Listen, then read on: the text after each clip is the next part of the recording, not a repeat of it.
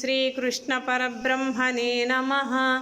శ్రీమద్భగవద్గీత అథ అష్టమోऽధ్యాయః. 28వ శ్లోకం.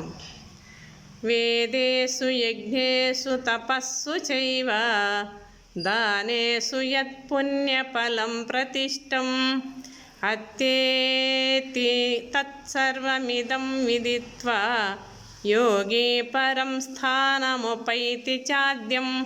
హరి ఓం.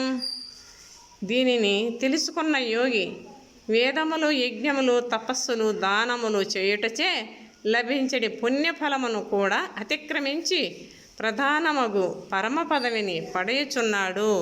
జై శ్రీకృష్ణ పరమాత్మకి జై.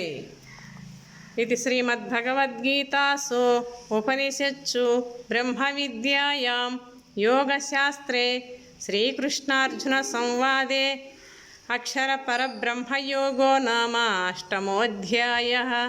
హరి ఓం. భగవద్గీత 8వ అధ్యాయము అక్షర పరబ్రహ్మయోగం ముగిసినది. ఇక రేపు మనము 9వ అధ్యాయము రాజవిద్య రాజగుహ్య యోగము చెప్పుకుందాం. జై శ్రీకృష్ణ పరమాత్మకి జై.